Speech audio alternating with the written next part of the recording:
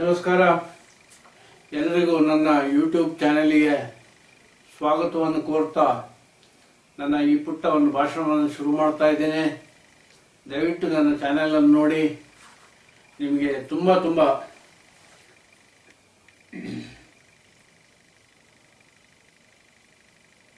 ಉಪಯುಕ್ತವಾದ ಮಾಹಿತಿಗಳು ಸಿಗ್ತವೆ.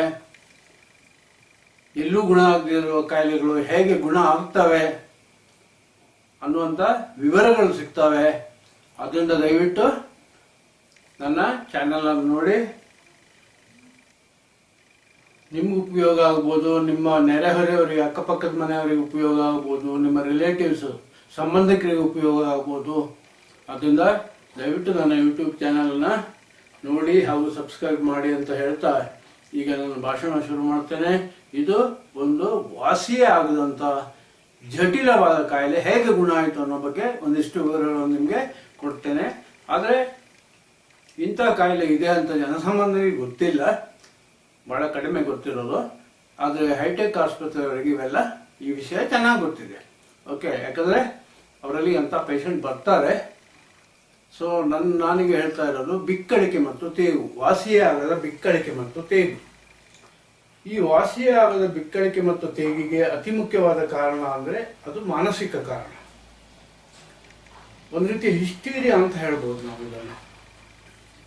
ಒಂದು ರೀತಿಯ ಹಿಸ್ಟೀರಿಯಾ ಅಂತ ಹೇಳ್ಬೋದು. ಇಂಥ ಒಂದು ಇಬ್ಬರಿಗೆ ನಾನು ಚಿಕಿತ್ಸೆ ಕೊಡ್ತೇನೆ. ಇಬ್ಬರು ಯುವತಿಯರಿಗೆ ಚಿಕಿತ್ಸೆ ಕೊಟ್ಟು ಗುಣ ಮಾಡಿದ್ದೇನೆ. ಅವರಿಗೆ ಅದರಲ್ಲಿ ಒಂದು ಲೇಡಿ ಬಾಲವಿಧವೆ, ಒಂದು ಹೆಂಗಸು ಬಾಲವಿಧವೆ ಆಗಿದ್ರು. ಸೊ ಯಾವಾಗಲೂ ಬಿಕ್ಕಳಿಕೆ ಮತ್ತು ತೇಗು. ಸೊ ಅದನ್ನು ವಾಸಿ ಮಾಡಿದೆ. ಇನ್ನೊಂದು ಹುಡುಗಿ ಸುಮಾರು 22 ವರ್ಷ ಪ್ರಾಯ ಇರ್ಬೋದು. ನೋಡ್ಲಿಕ್ಕೆ ಅಷ್ಟೇನು ಚಂದ ಇರಲಿಲ್ಲ, ಮೀಡಿಯಂ ಆಗಿದ್ಲು, ಕಪ್ಪು ಬಣ್ಣ. ಸೊ ಆದರೆ ಅವಳ ತಂಗಿಗೆ ಮದುವೆ ಆಗಿ 2 ವರ್ಷ ಆಗಿತ್ತು. ಯಾಕೆ ತಂಗಿ ಚಂದ ಇದ್ಲು, ಅವಳಿಗೆ ಮದುವೆ ಮಾಡಿದ್ರು ತಂದೆ ತಾಯಿ. ಇವಳಿಗೆ ಮಾಡಲಿಲ್ಲ, ಯಾಕಂದ್ರೆ ಇವಳನ್ನು ಯಾರು ಒಪ್ತಾ ಇಲ್ಲ ಹುಡುಗರು. ಆ ರೀತಿ ಇದ್ದವಳು. Not so ugly but not beautiful. ಅವಳು ಸುಂದರಿಯಾಗಿರಲಿಲ್ಲ. ಓಕೆನಾ? ಈಗ ಇದು ನನಗೆ ಟ್ರೀಟ್ಮೆಂಟ್ ಕೊಡಲಿಕ್ಕೆ ಹೇಗೆ ಅವಕಾಶ ಸಿಕ್ತು ಅಂತ ಹೇಳ್ತೀನಿ. ನನ್ನ ಹೆಂಡತಿ ಸಿಂಡಿಕೇಟ್ ಬ್ಯಾಂಕಲ್ಲಿ ಎಂಪ್ಲಾಯಿ. ಅವಳ ಜೊತೆ ಇವಳು ಕೂಡ ಕೆಲಸ ಮಾಡ್ತಾ ಇದ್ಲು. ಯಾರು? ಅವಳ ತಾಯಿ. ಆ ಹುಡುಗಿಯ ಪೇಷಂಟ್ ಯಾರಿದ್ದಾರೆ ಆ ಹುಡುಗಿಯ ತಾಯಿ ಕೆಲಸ ಮಾಡ್ತಾ ಇದ್ಲು. ಅವರು ಇಬ್ಬರು ಹೀಗೆ ಮಾತುಕತೆ ವೇಳೆ ನನ್ನ ಮಗಳಿಗೆ ಹೀಗೆ ಬಿಕ್ಕಳಿಕೆ ಮತ್ತು ತೇಗಿದೆ, ಸಂಜೆ 5 ಗಂಟೆಗೆ ಶುರುವಾದರೆ ಅಥವಾ 11 ಗಂಟೆವರೆಗೆ ಬಿಕ್ಕಳಿಕೆ ಮತ್ತು ತೇಗು ಬರ್ತಾನೆ ಇರುತ್ತೆ. ಸೊ ಇದು ಮತ್ತೆ ಅವಳಿಗೆ ಮದುವೆ ಆಗಲಿಲ್ಲ, ಯಾವ ಹುಡುಗನೂ ಒಪ್ತಾ ಇಲ್ಲ ಅವಳನ್ನು ಅಂತ ತನ್ನ ನೋವನ್ನು ತೋಡಿಕೊಂಡ್ಳು ನನ್ನ ಹೆಂಡತಿ ಹತ್ರ. ನನ್ನ ಹೆಂಡತಿ ಅವಾಗ ಹೇಳಿದ್ಲು, ಇಲ್ಲ ನಮ್ಮ ಮನೆಯವರು ನನ್ನ ಗಂಡ ಟ್ರೀಟ್ಮೆಂಟ್ ಕೊಡ್ತಾರೆ, ನೀವು ಕರ್ಕೊಂಬನ್ನಿ ಅಥವಾ ನೀವು ಬನ್ನಿ ಅಂತ. ಅದೇ ದಿನ ಆ ಲೇಡಿ ನನ್ನ ಹತ್ರ ಸಂಜೆ ಬಂದು ಮಾತಾಡಿ ಹೋದ್ರು.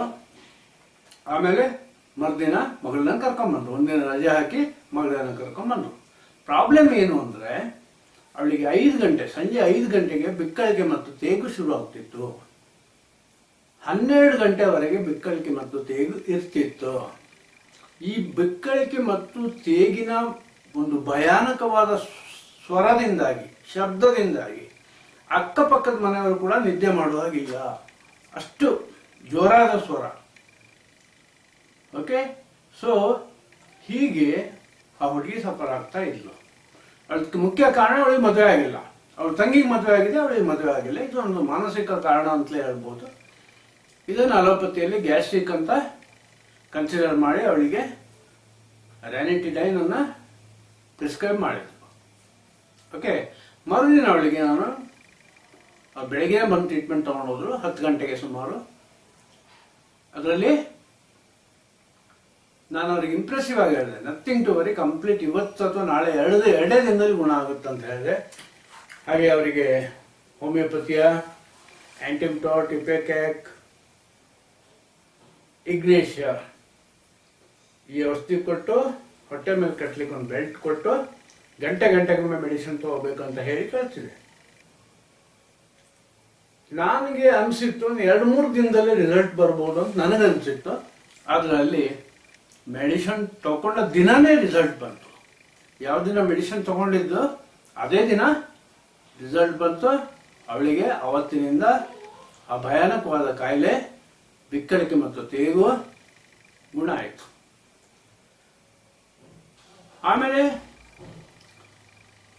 ಅವಳಿಗೆ ಎಷ್ಟು ಬಿಕ್ಕಳಿಕೆ ಮತ್ತು ತೇಗಿನಿಂದ ಎಷ್ಟು ಆಯಾಸ ಆಗ್ತಿತ್ತಂದ್ರೆ ಅದು ನಿಂತ ಮೇಲೆ, ಬಿಕ್ಕಳಿಕೆ ಮತ್ತು ತೇಗು ನಿಂತ ಮೇಲೆ ಅವಳ ಎದೆ ಎಲ್ಲ ನೋಯ್ತಾ ಇತ್ತು. ಎದೆ ಎಲ್ಲ ಸಿಕ್ಕಾಪಟ್ಟೆ ನೋವು, ಹೊಟ್ಟೆ ನೋವು ಬರ್ತಾ ಇತ್ತು. ತುಂಬಾ ಸುಸ್ತಾಗ್ತಾ ಇದ್ಲು, ತುಂಬಾ ಆಯಾಸ ಆಗ್ತಿತ್ತು. ಸೊ ಈ ಕಾಯಿಲೆಯನ್ನು ಗುಣಪಡಿಸಿದ ಬಗ್ಗೆ ನನಗೆ ತುಂಬ ಹೆಮ್ಮೆ ಇದೆ. ಸೊ ಆಮೇಲೆ ಅವಳಿಗೆ ಮದುವೆನೂ ಆಯಿತು. ಯಾರೋ ಒಬ್ಬ ಸಾಧಾರಣ ಅವಳ ಹಾಗೆ ಅಷ್ಟೇನೂ ರೂಪವಂತ ಅಲ್ಲದೆ ಇರೋ ಹುಡುಗ ಸಿಕ್ಕಿದ, ಮದುವೆ ಮಾಡಿದ್ರು. ಈಗ 2 ಮಕ್ಕಳ ತಾಯಿ ಅವಳಿಗೆ ಒಂದು ಹೊಸ ಲೈಫ್ ಸಿಕ್ತು. ಓಕೆ, ಇಲ್ಲಿ ಅವಳಿಗೊಂದು ಮ್ಯಾಗ್ನೆಟಿಕ್ ಬೆಲ್ಟ್ ಮತ್ತು ಹೋಮಿಯೋ ಮೆಡಿಸಿನ್ ಎರಡನ್ನು ಕೊಟ್ಟಿದೆ. ಅಲೋಪತಿ ಏನು ತಗೊಳ್ತಾ ಇದ್ದೀರೋ ಆಸ್ ಯೂಶುವಲ್ ಕಂಟಿನ್ಯೂ ಮಾಡಿ ಅಂತ ಹೇಳಿದ್ದೆ ನಾನು. ಅವಳಿಗೊಂದು ಹೊಸ ಲೈಫ್ ಸಿಕ್ತು. ಇದು ನನ್ನ ವೈದ್ಯಕೀಯ ಜೀವನದ ಒಂದು ಪ್ರಮುಖ ಸಾಧನೆ ಅಂತ ನಾನು ಹೆಮ್ಮೆಯಿಂದ ಹೇಳಲಿಕ್ಕೆ ಇಷ್ಟಪಡ್ತೇನೆ. ಅದಂತ ನನಗೆ ದುರಂಕಾರ ಇಲ್ಲ. I am A simple most person. So ಇದನ್ನು ಈಸಿಯಲ್ಲಿ ಗುಣಪಡಿಸ್ಬೋದು. ಸೊ ನನ್ನ ದಯವಿಟ್ಟು ಯೂಟ್ಯೂಬ್ ಚಾನಲನ್ನು ಸಬ್ಸ್ಕ್ರೈಬ್ ಮಾಡಿ.